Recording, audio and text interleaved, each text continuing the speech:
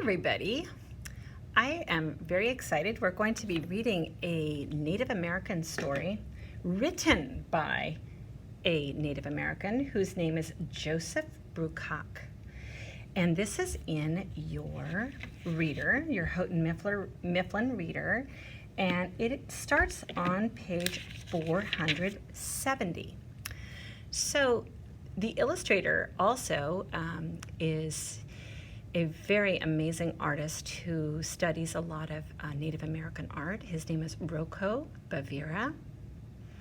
And before we begin, I would like to talk to you a little bit about two words that I highlighted here called infer and predict. And I want you to be thinking about what can you infer about the main character? And infer means what can you figure out about the main character without being explicitly told? What can you learn about this boy whose name happens to be Slow, and you'll find out why, and what can you tell about him without the author, Joseph Bruchac, actually coming out and telling you exactly? And also, what do you predict will happen? And predict, of course, means that we're looking ahead. And what do you think will happen at the end of the story? So let's go ahead and begin. We are on page 470, and this is in your Houghton Mifflin reader. And you see right here, there's this little boy kind of peeking out of a tent flap. And all you can see are his eyes. Looks very pensive. So we're going to begin. We're on page 471. Please follow along in your reader as I read. And the pictures are absolutely stunning. And these are the Plains Indians, or as we would say, Native Americans. Many years ago, in the winter of 1831, a boy was born to the family of Returns Again of the Hunkpapa Band of the Lakota Sioux.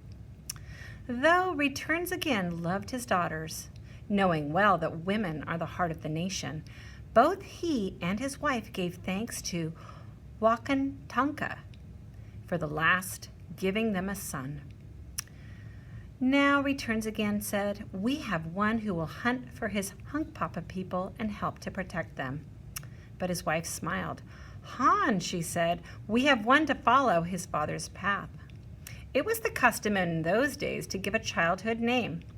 Such names came from the way a child acted. So it had been with Returns Again and his father before him. So the parents of this boy and the other relatives in his Tiospe, his extended family, watched the first son of Returns Again closely.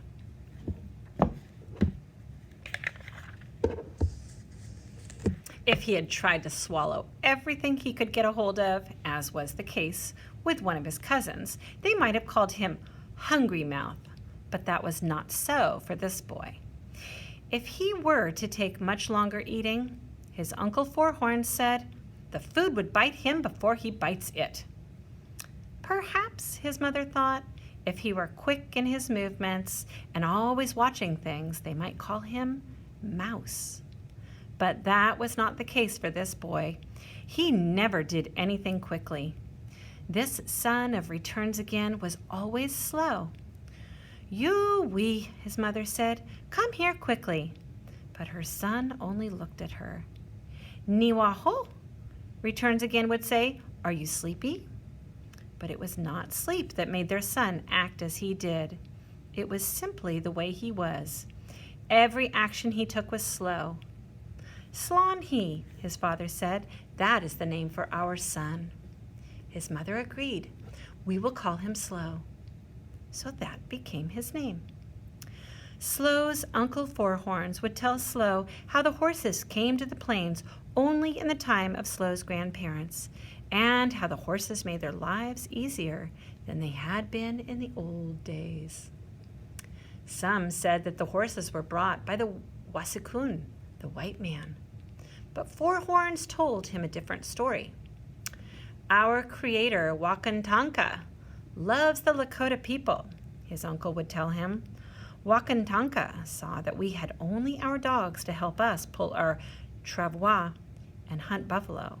So Wakantanka sent us a new animal as faithful as our dogs, but able to pull our loads and carry us as quick as the whirlwind into the hunt, the Shugtanka, the spirit dog.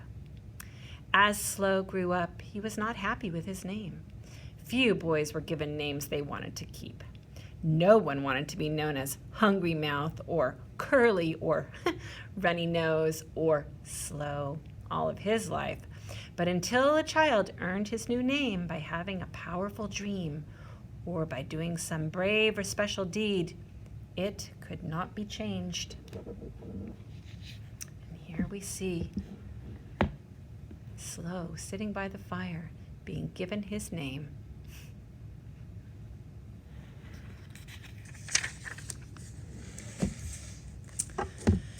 Slow wished for this vision of bravery to come to him. He wished for a vision that would allow him to prove himself to his people. Slow longed to have a name like his Uncle Four Horns, or like the strong name his father had earned. Returns again to strike the enemy. Your father, Slow's mother said, was given his name because of his courage in battle. When the crows raided our village, the others were ready to retreat. But your father was the one who returned. Because of his bravery, the enemies were driven away.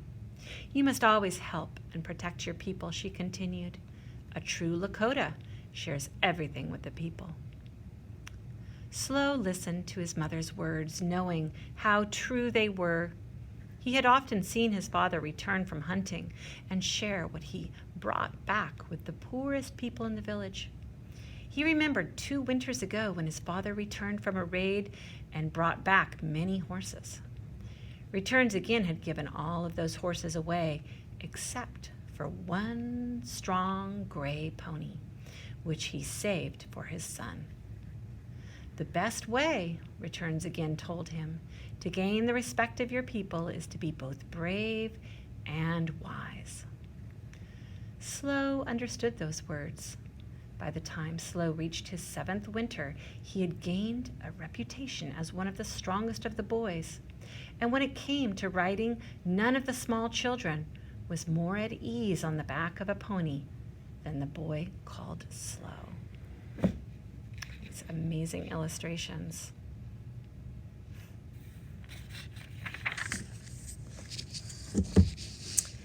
Returns again was a man who could sometimes understand the speech of the animals and the birds. Slow, too, inherited some of his father's gift. He knew that his gray pony understood him, and when he was on its back, it was as if the 2 of them were one. Slow knew that many of his Lakota people could speak with the birds and animals and hear their speech as clearly as human words. And the animals understood them as well. And because he listened to the animals, Returns again was given 4 more names. One summer, Returns again went hunting with some friends. As they camped at night beside their fire, not far from the place called Smoky Butte, they heard a sound approaching them. It was a low sound, like a deep voice talking. Someone was coming along the trail which led between the low hills. The other men reached for their weapons, but Returns again stopped them. There, coming slowly along the trail towards them, was a big bull buffalo, its head close to the ground. The deep murmuring sound came from its throat.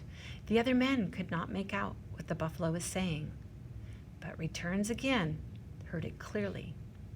Returns again listened carefully as the buffalo spoke, for the words it spoke were names. Tatanka Iotake, Tatanka Sika, Tatanka Winyuya Najin, Tatanka Wanji La.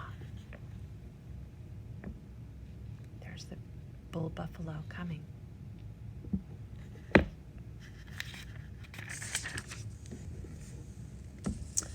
Those were the 4 names spoken by the great bull buffalo. They were powerful names. As the buffalo passed them and continued on along the trail until it was over the hill and out of sight, Returns Again knew that those names had been given to him. From that day on, he owned not only the name Returns Again to strike the enemy, but he also owned those 4 names given to him by the old bull buffalo. Slow was proud to have a father with such names as Returns Again and Tatanka Iotake. One day, he promised himself, he too would have such a strong name, but he knew that it would not be easy. So, as Slow wrestled with his friends, as he hunted with his bow and arrows, as he raced his gray pony, he always tried to do his best so that one day he would become a good warrior. Slow was careful and deliberate in everything he did. It might take him a while to decide, but once he put his head down and went forward, he would not turn back. At the age of 10, he killed his first buffalo, a yearling calf.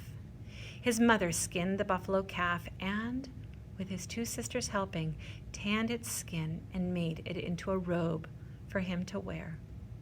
Though he was still called Slow, no one teased him any longer. His name now meant determination and courage to those who knew him. As the winters passed, Slow grew. He was not as tall as some of the boys his age, but his shoulders were broad and strong. One evening, he heard word in the camp that his father and some men were going to ride out against the Crow, who his father called his favorite enemies. Slow knew that the Crow were great warriors and had some of the best horses on the plains. Slow had now seen 14 winters and was old enough to go along. He wrapped his robe made of the skin of the buffalo calf around his shoulders. He picked up his hunting bow and his quiver full of blunt, pointed arrows that he used for hunting birds. He quickly brushed his gray pony's tail and plucked a burr from its mane. Mitakola, he said, my friend, we are ready to help protect the people. And here is Slow in silhouette with a full moon behind him with his beautiful pony right next to him. And we are going to pause here at page 479, and we are now going to talk about names and what kind of a name you think that you might have if you were to choose your own name.